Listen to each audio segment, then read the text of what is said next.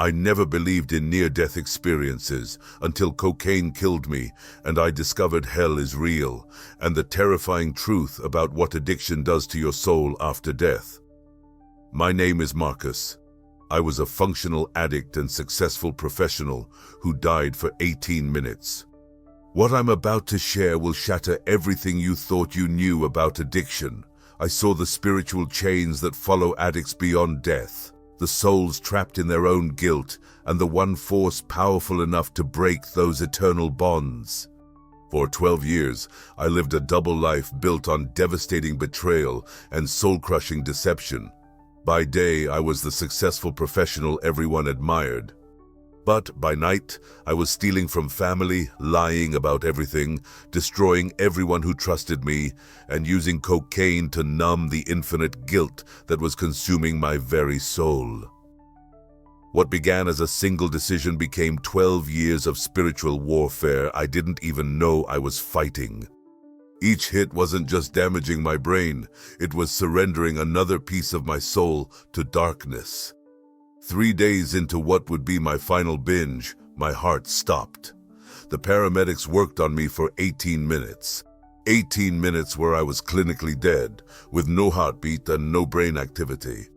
But what I experienced during those 18 minutes would reveal truths about the spiritual consequences of our choices that most people never consider. The moment my heart stopped, everything changed. I found myself in complete darkness. Not just the absence of light, but a darkness so profound it felt alive, pressing against me from every direction. I could feel the weight of every lie I'd ever told, every person I'd betrayed, every moment I'd chosen drugs over the people who loved me. The darkness wasn't empty, it was full of the pain I'd caused others, surrounding me like a living nightmare. Have you ever wondered what happens to the souls we damage through our choices? I was about to find out. But what I discovered next about those chains would reveal the most terrifying truth about addiction's grip on our souls. In that terrifying void, I began to understand something that chilled me to my core. Every act of betrayal, every moment I chose addiction over love, had created spiritual chains. These weren't metaphorical chains, I could actually see them. Dark, twisted bonds that looked like rusted chains, each link forged from a specific betrayal. The chains weren't just visible, they burned with cold fire against my spiritual skin. Each link pulsed like a heartbeat, carrying the echo of Sarah's sobs that I could actually hear, reverberating through the darkness. When I tried to move away from Tom's chain, it tightened like barbed wire, cutting deeper with each attempt to escape. The chain connecting me to Sarah pulsed with the weight of her tears. Every night she cried herself to sleep, wondering what she'd done wrong, every time she questioned her worth because of my lies. The one binding me to Tom felt cold and sharp, like broken glass from his shattered trust. He'd saved for 3 years to help start his business, and I'd stolen it all in a single weekend binge. But the most heartbreaking chain connected me to my daughter Emma. It looked different, not dark and rusted, but faded and thin, slowly disappearing. Each broken promise, each missed birthday was severing our spiritual bond. The truth hit me. Addiction doesn't just hurt people, it severs the spiritual connections that bind us to those we love. The darkness showed me that addiction doesn't just destroy your life, it creates a web of spiritual bondage that extends far beyond death. I thought I was lost forever in this hell of my own making. You might think this sounds impossible. I thought so too. I thought I was lost forever in this hell of my own making, but these chains weren't just symbolic. I could feel other souls trapped in their own cycles of addiction and betrayal, some for decades, some for centuries, unable to break free from the spiritual chains they'd forged. I saw a businessman who had embezzled millions, standing in the same darkness for what felt like decades. His chains looked exactly like mine, each link a specific betrayal. He kept reaching toward a distant light, but his guilt pulled him back like gravity. I watched a mother who had enabled her son's overdose death, her chains so heavy she couldn't lift her head. These weren't punishments from above. These were prisons they had built for themselves. But in that moment when despair felt absolute, when I thought I was trapped forever in the consequences of my choices, something happened that would change everything. A light appeared, not just bright but alive with the most overwhelming love I've ever experienced. In that light, I saw Jesus.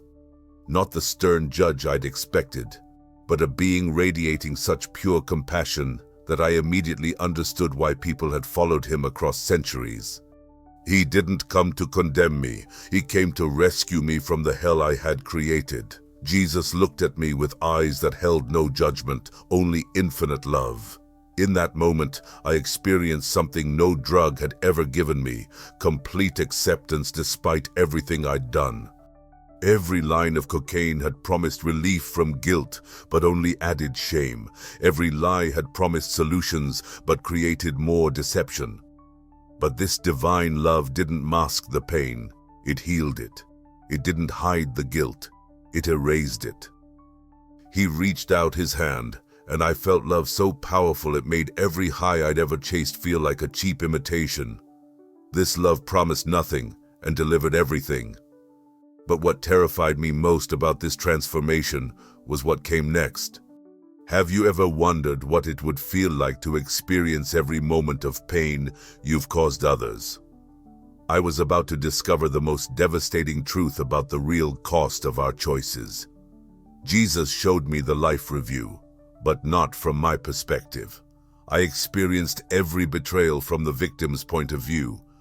I felt Sarah's heart breaking when she found out about my affairs. I experienced Tom's devastation when he realized I'd stolen from him. I lived through Emma's confusion and abandonment when I chose drugs over her school play, her birthday, her graduation. The agony was indescribable. I felt every tear they'd cried because of my choices, every sleepless night, every moment they questioned their own worth because of my betrayals. What I experienced next was more terrifying than any drug withdrawal I'd ever endured. This wasn't punishment. This was truth. This was understanding the real cost of addiction and betrayal on the souls of the people we claim to love. You're probably wondering how anyone could survive experiencing that level of emotional pain. I thought it would destroy me completely. But what happened next showed me why Jesus had to let me feel the full weight of my choices before he could show me the true power of divine love. Jesus showed me how addiction and betrayal create spiritual barriers that persist beyond death. Picture a prison where the bars are made of your own guilt, the walls built from shame, and the key thrown away by your own hand. That's what Jesus showed me. Souls standing at the edge of paradise, with the door wide open but unable to walk through because they couldn't believe they deserved it. I saw a woman who had enabled her son's addiction, standing just outside paradise with Jesus calling her name, but she kept saying, "I destroyed my child. I don't deserve forgiveness."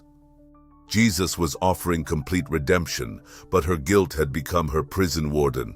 I witnessed a man who had betrayed his business partners.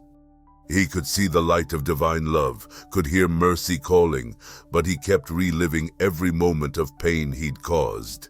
His unforgiveness toward himself had become spiritual quicksand, keeping him trapped steps away from freedom. Stop for a moment and think about someone you've hurt so deeply that you can't forgive yourself. Now imagine that guilt becoming a physical weight that you carry into eternity. That's what I was seeing, not God's punishment, but the natural consequence of unforgiveness becoming spiritual quicksand.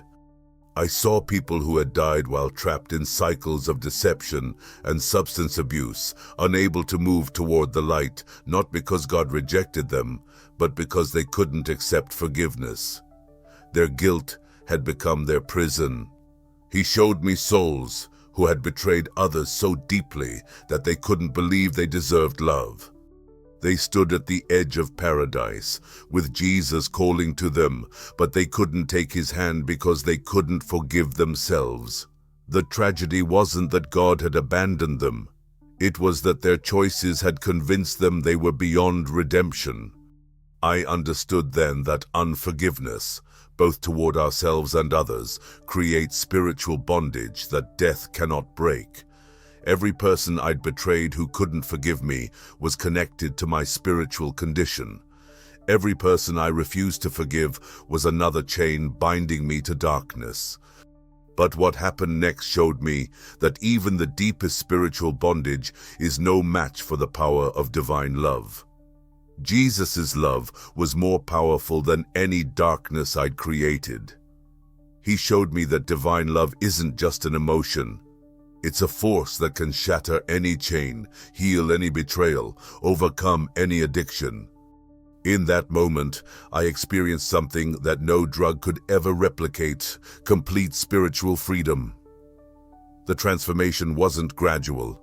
It was instant and overwhelming.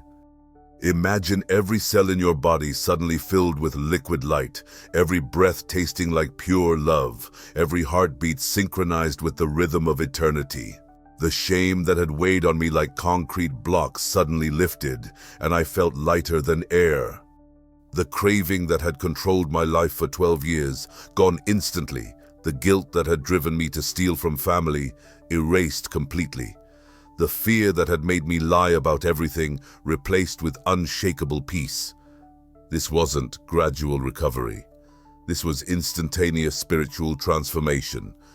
One moment I was a broken addict surrounded by the consequences of my choices, and the next I was flooded with a love so pure it rewrote my very identity. But here's what terrified me most about this transformation. I didn't want to leave that presence. He told me something I'll never forget. "I've overcome addiction and death. Your bondage ends here." But even as those words filled me with indescribable peace, I felt myself being pulled back. When I felt myself returning to my body, I fought it with everything I had. I was kicking and screaming, desperate to stay in that overwhelming love. Returning to my broken life felt like torture compared to the peace I'd found. Coming back changed everything about how I live. The transformation I experienced in those moments with Jesus didn't end when I returned to my body. It was just beginning. When I opened my eyes in that hospital room, I wasn't the same person who had overdosed. The cravings were gone, not managed or controlled, but completely eliminated. The guilt that had driven me to drugs for 12 years was replaced by an unshakable knowledge that I was forgiven and loved, but I also understood my mission. I wasn't just saved for my own sake. I was brought back to share this testimony, to warn others about the spiritual consequences of addiction and betrayal that most people never consider, to tell anyone trapped in cycles of deception that divine love is more real and more powerful than any addiction. Now you might be thinking this sounds like religious theory.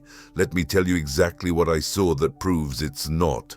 Let me show you exactly what I mean by spiritual debt. When I stole Tom's $15,000, I didn't just take his money. I felt his dreams crumbling in my hands, his plan to start his landscaping business gone. His trust in family shattered. That money became a spiritual chain because it carried the weight of his broken dreams. Every line of cocaine I bought with stolen money wasn't just chemicals. It was trading pieces of other people's souls for temporary numbness. Every hit of cocaine wasn't just damaging my brain. It was like signing a contract with darkness, each line creating another spiritual chain. When I stole money from Tom's savings, I wasn't just taking cash. I was binding his soul to my betrayal. When I lied to Sarah, I wasn't just deceiving her. I was creating spiritual barriers between her heart and mine. These weren't metaphors. These were the actual spiritual bonds I saw surrounding me in that void. Each addiction creates spiritual debt to the souls we damage through our choices. The daily battle is real, but so is the victory. Every morning, I have to choose between divine love and the darkness that still calls to me. but now I know the difference between temporary highs that lead to spiritual death and eternal love that brings true life. With Jesus' victory assured, no addiction or betrayal is permanent. The chains can be broken, the betrayed can heal, the betrayer can be redeemed, but it requires facing the truth about the spiritual consequences of our choices and accepting divine love that's more powerful than any substance or deception. Now you might be wondering how this experience applies to your own life. The truth is, the spiritual warfare I discovered isn't unique to my story. Now you might be wondering how this experience applies to your own life. The truth is, the spiritual warfare I discovered isn't unique to my story. Right now, as you're watching this, someone in your life is creating spiritual chains. Maybe it's you. I can tell because I lived it for 12 years. The person reading this who just thought of their hidden addiction. Jesus is reaching toward you right now. The parent whose lies are destroying their child's trust. Those chains are forming as we speak. The partner hiding financial betrayal. You're not just risking your relationship, you're risking your soul. If you're trapped in addiction, you need to understand that you're not just battling a physical dependency. You're in spiritual warfare against forces that want to destroy your very soul. Every time you choose substances over people, you're creating spiritual bondage that affects everyone connected to your choices. Addiction is a weapon of mass spiritual destruction. One person's addiction creates chains of pain that extend to family, friends, and strangers. It's not just about getting high. It's about severing the spiritual connections that make us human. But those chains can be broken instantly through divine intervention, through accepting the same love that rescued me from spiritual death. If you've betrayed others, you need to face the truth that your actions have spiritual consequences that extend far beyond this life. Every act of betrayal creates spiritual shrapnel, fragments of pain that lodge in the souls of those we hurt. Unforgiveness becomes spiritual chains that follow you beyond death. Forgiveness isn't just about relationships, it's about spiritual freedom. When we refuse to forgive, we bind ourselves to pain. When we refuse to accept forgiveness, we choose spiritual prison over divine liberty. But here's what changed everything for you. What would happen if you stopped running from divine love and finally accepted the rescue that's being offered? But here's the hope that changed everything for me. Jesus is waiting to break those chains right now. You don't have to die to experience divine rescue. You don't have to wait until you've lost everything to accept the love that can set you free. The first step is recognizing that you're not just fighting addiction, you're fighting for your soul and the souls of everyone you impact. The second step is understanding that divine love is more powerful than any substance, more healing than any temporary high, more real than any escape you're seeking. Ask yourself, what spiritual chains are you creating through your choices? Who are you betraying? Who are you refusing to forgive? I know the spiritual battle you're facing because I lived it for 12 years. The same divine love that rescued me from literal hell is available to you right now. Every moment you choose addiction over healing, you're not just hurting yourself, you're creating spiritual chains that affect everyone who loves you. But those chains can be broken today, not through fear, but through accepting the same love that transformed my life. Divine intervention is available right now. Not through religion or rules, but through experiencing the same love that rescued me from hell itself. That prayer I'm about to share with you, it's not magic words. It's the same desperate cry I made in that darkness when I realized I couldn't break my own chains. I was surrounded by the consequences of 12 years of betrayal, and I had one choice left. Pray this simple prayer with me. Jesus, I'm tired of the chains I've created. I accept your love. I accept your forgiveness. Break the bondage in my life and show me how to heal the damage I've caused. As I prepare to close this testimony, there's one final truth you must understand, a truth that could change the trajectory of your eternal destiny. You are facing a choice right now that will echo through eternity. Every moment you choose addiction over love, betrayal over truth, unforgiveness over healing, you're building spiritual barriers that death cannot break. I'm not trying to scare you. I'm trying to save you from what I barely escaped. I saw souls who had waited too long, convinced they'd have time later to make things right. They stood in that darkness, desperately wishing for one more chance to choose love over addiction, forgiveness over revenge. Don't become one of those souls. Don't let addiction steal another day of your spiritual freedom. But divine love is more real than any high, more powerful than any addiction, more healing than any temporary escape. If Jesus could rescue me from hell itself, and I mean that literally, he can rescue you from whatever darkness you're facing. The terrifying truth is that spiritual consequences are real and they follow us beyond death. But the hope that changed my life is that divine love is more powerful than any darkness we create. Don't wait until it's too late, like I almost did. Your transformation can start right now. If this testimony has stirred something in your spirit, you're not alone in this battle. Share your story below. Are you fighting addiction? Have you experienced divine intervention in your darkest moments? Maybe you're skeptical, like I once was. Let's build a community of souls who understand that spiritual battles are real, but divine victory is even more real. Subscribe if you're ready to hear more testimonies that prove love is stronger than any addiction, any betrayal, any hell we create. Your transformation story could be next. Your past doesn't define your spiritual destiny.